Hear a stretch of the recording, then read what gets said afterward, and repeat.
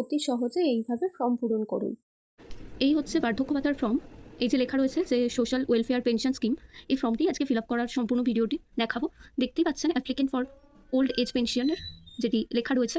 এই যে এখানে আপনাদের একটা কালার পাসপোর্ট সাইজ ফটোগ্রাফ দিতে হবে এবং সেটা রিসেন্ট হলে খুব ভালো হয়।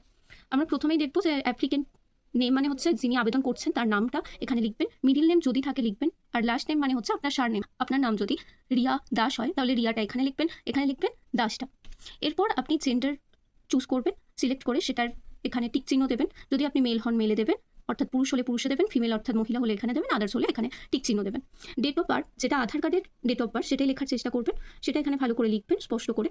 এবং এই যে as as on 1 January of current years, অর্থাৎ এই 2026 জানুয়ারি মাসে আপনার কত বছর বয়স হয়েছে সেই বছরটা এখানে লিখবেন। ধরে নিন আপনার 65 ইয়ার্স, তাহলে সেটাই লিখবেন।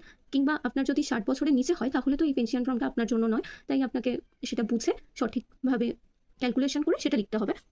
এরপর হচ্ছে ফাদার্স নেম অর্থাৎ বাবার নাম, ওই একই পদ্ধতিতে ফার্স্ট নেম যা আপনার বাবার নাম এবং মিডিল নেম যদি থাকে লিখবেন, আর না হলে সার নেমটা লিখে দেবেন। একইভাবে মাদার্স নেম, মিডিল নেম থাকলে লিখবেন, লাস্ট নেম অর্থাৎ সার নেমটা লিখবেন। আপনি কোন কাস্টের মধ্যে পড়েন, যদি জেনারেল হন জেনারেলের পাশে টিক চিহ্ন দেবেন, এসসি হলে এসসির পাশে, আর এসটি হলে এসটির পাশে। যদি আদার্স হন অর্থাৎ ওবিসি বা কিছু হন তাহলে এখানে দেবেন টিক চিহ্ন। এবার আপনি যদি বিবাহিত হন তাহলে ম্যারিড দেবেন, আনম্যারিড মানে অবিবাহিত হলে এখানে দেবেন, উইডো বিধবা হলে দেবেন, উইডোয়ারে দেবেন যদি কোনো পুরুষ থাকেন যিনি যার স্ত্রী মারা গেছেন, আর আদার্স হলে সেপারেটেডে দেবেন। স্পাউস নেম ইফ অ্যাপ্লিকেবল, যদি আপনার স্বামী বা স্ত্রী যেই থাকুন না তাহলে সেই নামটা এখানে উল্লেখ করবেন। একই পদ্ধতিতে ফার্স্ট নেম তার নাম, তার যদি কোনো মিডিল নেম থাকে সেটা, এবং লাস্ট নেম থাকলে সেটা উল্লেখ করবেন। এরপর হচ্ছে মান্থলি ফ্যামিলি ইনকাম, আপনার পরিবারের মাসিক আয় কত সেই অ্যামাউন্টটা এখানে বসাবেন। এরপর পার্সোনাল আইডেন্টিফিকেশন নাম্বার, আধার নাম্বার অতি অবশ্যই সঠিকভাবে লিখবেন। এপিক বা ভোটার আইডি নাম্বার, অর্থাৎ যেটা আপনার ভোটার কার্ডের নাম্বারটা দেখে দেখে লিখবেন। এরপর আসছে কন্ট্যাক্ট ডিটেলস। এই কন্ট্যাক্ট ডিটেলসে আপনার স্টেটমেন্ট দিতে হবে। আমাদের স্টেটের নাম তো লেখাই আছে, আমরা ওয়েস্ট বেঙ্গলের বাসিন্দা, সেটা হতেই হবে। অ্যাসেম্বলি কনস্টিটিউশন মানে আপনি কোন ব্লকের মধ্যে পড়ছেন সেইটা, ডিস্ট্রিক্ট আপনার জেলার নাম, পুলিশ স্টেশন অর্থাৎ থানার নামটা লিখবেন, আর ব্লক, মিউনিসিপ্যালিটি আর কর্পোরেশন যেটার নাম সেটা লিখবেন। যদি বুঝতে না পারেন, আপনাদের ভোট দেওয়ার সময় যে কাগজটি দেওয়া হয়েছিল সেখানে দেখবেন ব্লক, মিউনিসিপ্যালিটি এগুলোর নাম লেখাই আছে। এটা 1 নম্বর পাতা শেষ হল। এরপর আমরা পরের পাতায় আসি, সেকেন্ড পেজের ক্ষেত্রে আমরা প্রথমেই দেখবো আমাদের জিপি নেম আর ওয়ার্ড নম্বর আছে, এবং যেগুলো অতি অবশ্যই স্টার চিহ্ন দেওয়া আছে সেগুলোকে আমাদের ফিল আপ করতেই হবে। জিপি নেম অর্থাৎ গ্রাম পঞ্চায়েতের নাম, যদি আপনি গ্রাম পঞ্চায়েতের আন্ডারে হন তাহলে গ্রাম পঞ্চায়েতের নামটা এখানে উল্লেখ করবেন। ওয়ার্ড নম্বর যদি মিউনিসিপ্যালিটির আন্ডারে হন তাহলে ওয়ার্ড নম্বর আপনার থাকবে, সেটা লিখতে হবে। আপনি ভিলেজ, টাউন বা সিটি যেখানেই বসবাস করেন না কেন তার নামটা এখানে লিখতে হবে। হাউস নম্বর যদি আপনার থাকে তাহলে এটা লিখবেন, এটা লেখা বাধ্যতামূলক নয়।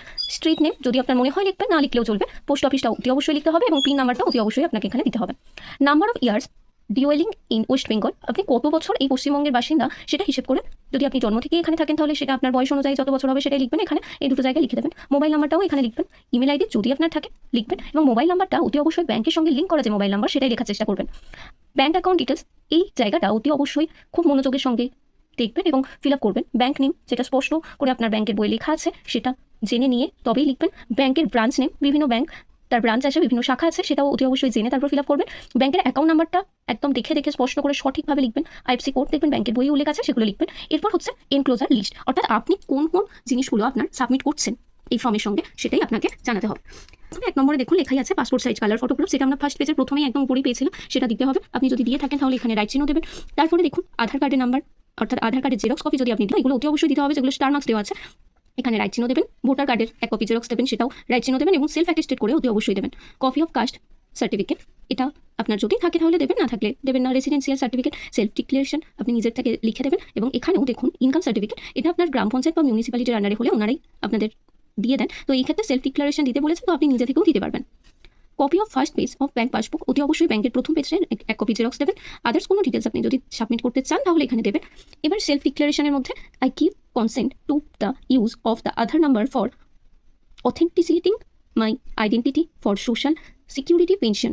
আপনি সেলফ ডিক্লারেশন এখানে দিচ্ছেন, আপনি আপনার আধার কার্ডের নাম্বারটা অথেন্টিক সেটা জানাচ্ছেন, এবং সেটার জন্য আমরা পরবর্তীকালে আরও একটি জায়গা পাবো, সেখানে আপনাকে সেলফ ডিক্লারেশনে সব কিছু দিতে হবে। এবং এই যে জায়গাটা, এখানে আপনি যদি কোনো সেন্ট্রাল গভর্নমেন্ট, স্টেট গভর্নমেন্ট বা লোকাল অ্যাডমিনিস্ট্রেশন গভর্নমেন্টের কোনো কিছু পেনশনের আন্ডারে থাকে, আগে পেয়ে থাকে, তাহলে সেই জায়গায় রাইট চিহ্ন দেবেন। এই যে NSAP, old age pension, NSAP, এইগুলো হচ্ছে সেন্ট্রালের, যদি আপনারা কোনো কিছুর সুবিধা উপলব্ধি করে থাকে তাহলে সেখানে রাইট চিহ্ন দেবেন।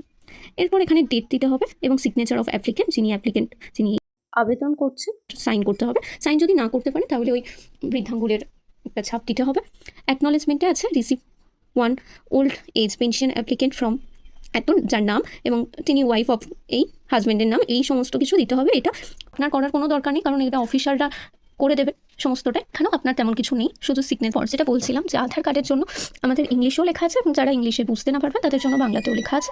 এখানে যেখানেই হোক, আপনি যদি বাংলাটা ফিল আপ করেন তাহলে এখানে, আর ইংলিশে ফিল আপ করলে এখানে। এখানে আপনার আধার নাম্বারটা দিতে হবে এবং যিনি আবেদন করছেন তার পুরো নামটা স্পষ্ট করে ক্যাপিটালে লিখবেন এবং উপরে তার স্বাক্ষর করতে হবে। আধার নাম্বারটা দেওয়ার পর এখানেও স্বাক্ষর করবেন, এখানেও একইভাবে একই পদ্ধতিতে করে নেবেন। আর যদি ভিডিওটি ভালো লেগে থাকে অবশ্যই লাইক, শেয়ার, কমেন্ট করবেন এবং সাবস্ক্রাইব করতে ভুলবেন না। ধন্যবাদ। পরে আবার একটি নতুন ভিডিও নিয়ে আপনাদের সঙ্গে আবার কথা হবে। সকলে ভালো থাকবেন, সুস্থ থাকবেন।